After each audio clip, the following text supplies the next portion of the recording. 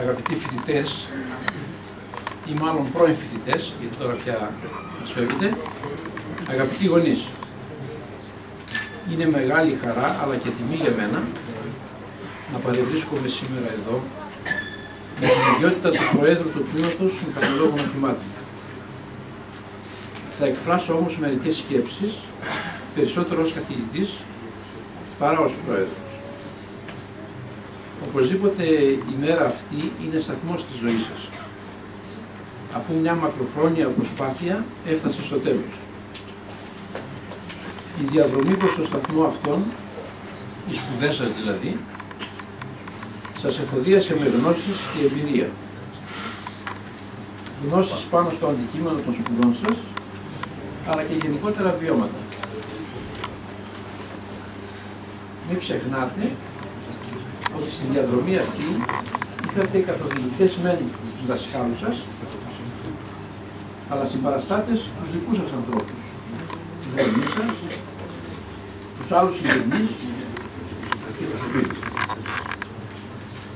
Αυτοί σας συμπαραστάθηκαν οικονομικά και συναισθηματικά και δεν πρέπει να το ξεχάσετε ποτέ αυτό.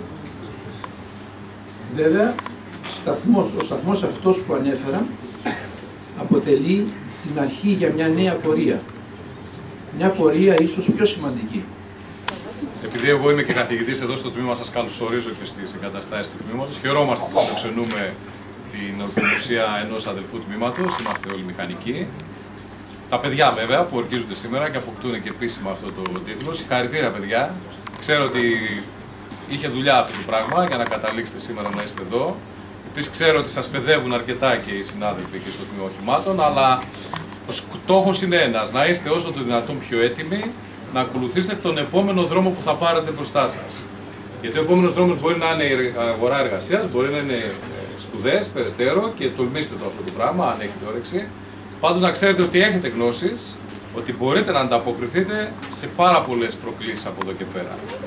Τουλάχιστον όσον αφορά το επαγγελματικό. Από εκεί και μετά όμως επιτρέψτε μου να σας ευχηθώ κυρίως μια χαρούμενη και ευτυχισμένη προσωπική ζωή. Κατά δεύτερο λόγο, μια επαγγελματική επιτυχημένη σταδιοδρομία. Των μηχανικών οχημάτων και να σας πω ότι τελειώνοντας και παίρνοντας το πτυχίο σας, είμαστε δίπλα σας για τη συνέχεια. Είμαστε και εμείς απόφοιτοι του παλιού ΚΑΤΕ Κοζάνης, του ενός και μοναδικού τμήματος, που με δικιά μας πρωτοβουλία ήρθε εδώ στη Σύρνο και συνεχίζουμε αυτή την προσπάθεια να μην σταματήσει. Όπως πέρσι με το Αθηνά Α, παρεμβήκαμε να μην συγχωνευτεί και να μην κλείσει αυτό το τμήμα. Και στη μνήμη ενός συναδέλφου, του Γιώργου Τοπάλογλου, ήταν απόφοιτος εδώ του τμήματος, αντιπρόεδρος στο Σύλλογο το 2010, ήταν αυτός που είχε δωρήσει το τζιπ που κάνει τα εργαστήρια και τις μηχανές στα ΜΕΚ. Έφυγε ξαφνικά σε ένα βράδυ 50 ετών με 2 παιδιά.